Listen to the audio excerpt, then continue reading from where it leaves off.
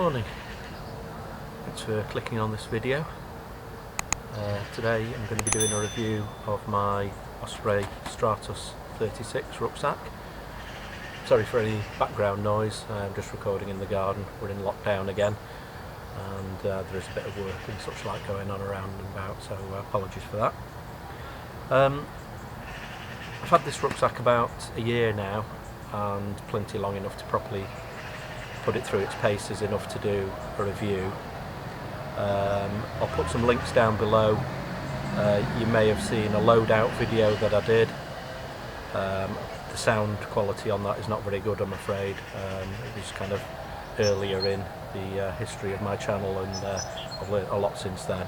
But at least you'll be able to see what I can pack out in it.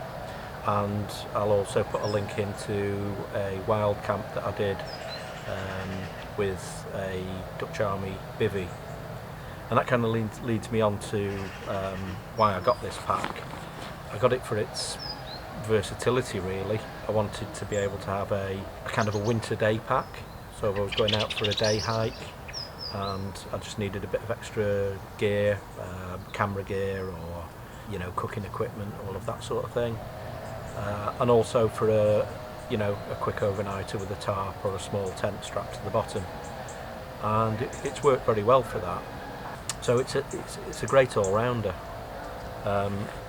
I'll start at the bottom and take you through all the features. Right at the bottom, starting with a decent rain cover that's toggled on so it won't blow away, but that works great.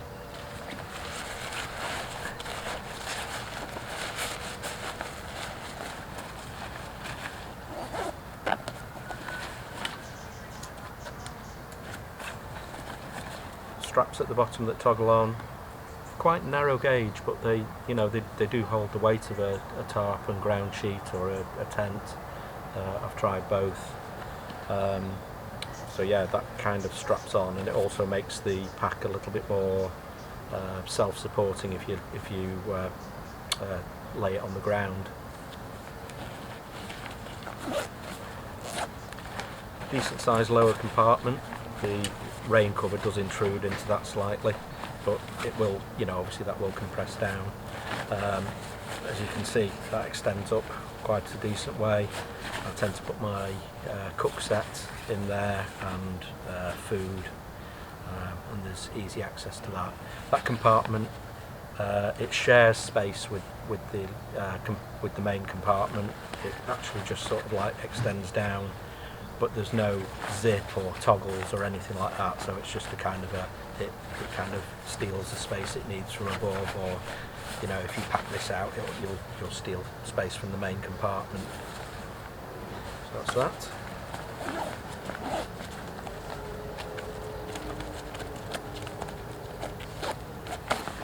that. Before I go to the main compartment, I'll just show you the hood features. There's a zip pocket at the back, which is quite large. Don't know if you can see in there very well. Quite large. I tend to put items that I'm going to need during the day in there. Any snacks and navigation items, or gloves, hat, all of those things I tend to pack in the top there. It's a brain type cover, as usual, sealed with 2 clips, and inside of that you've got a mesh pocket with key clip, and yeah, again, that stores quite a lot of stuff in there.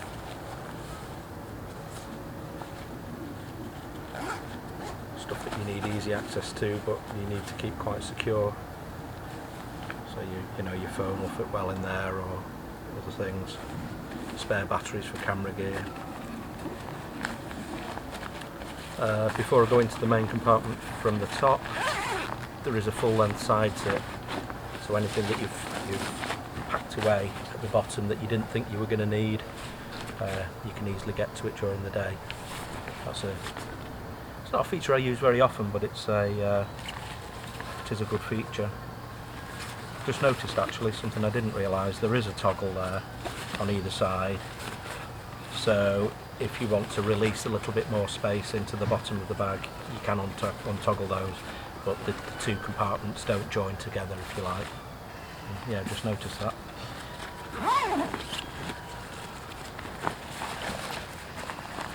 Okay, I do love these on Osprey packs, these quick release toggles. I think they're great, work really well, and that gives you access then into large main compartment. Right to the bottom if needed, as I say, or else you'll have a little bit of space that's taken up by this bottom compartment. There's another clip there if you need it, and a bladder pouch. I don't tend to walk with a bladder, so I find that useful as a map pocket. I put my map in a waterproof case, store it in there, and then just bring it out for sections of a hike where I need it. So that's that.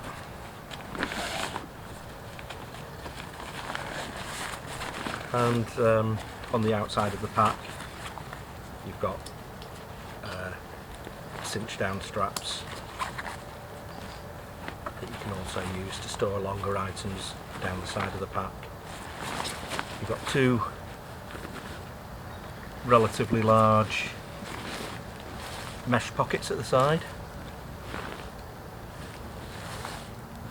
There's no side entrance to those, so you can't put a water bottle in on its side to make it easy to grab on the trail. But with it not being such a big pack, it's not too difficult to access anyway. You've got further cinch down straps here. These can either be routed outside of the mesh pocket or inside. So inside, then when you're cinching down, you're not tightening down on a water bottle, or maybe if you've got your tent poles or something down the side, you don't really want to be compressing down on those. So yeah, that's another interesting little good feature.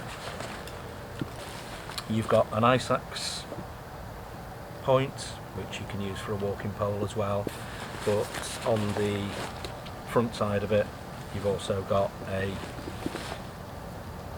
easy access hiking pole attachment. You just cinch through there. That's another nice little feature. And lastly, for storage, on either side of the hip belt you've got a decent size pocket there. I put compass, snacks, my Swiss Army knife, all of that good stuff I can put in those.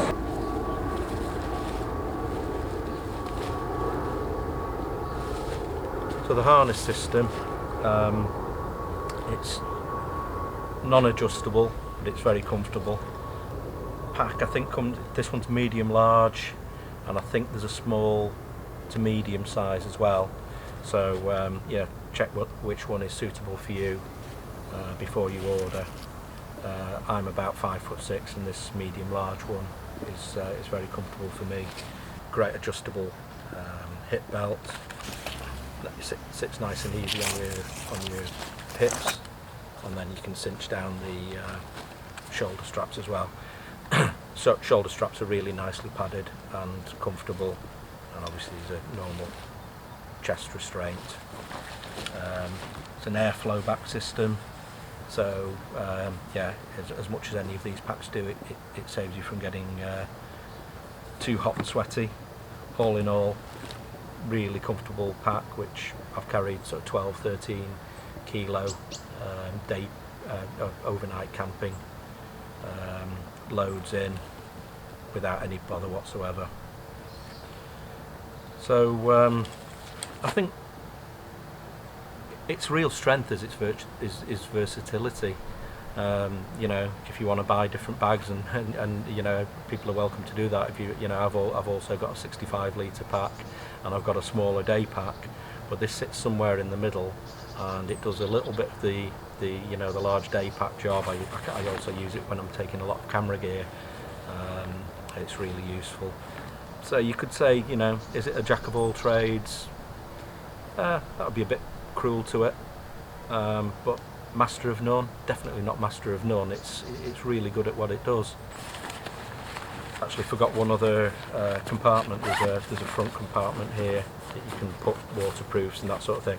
It does actually sort of share space with the inside again, which is a criticism I have seen levelled at this bag.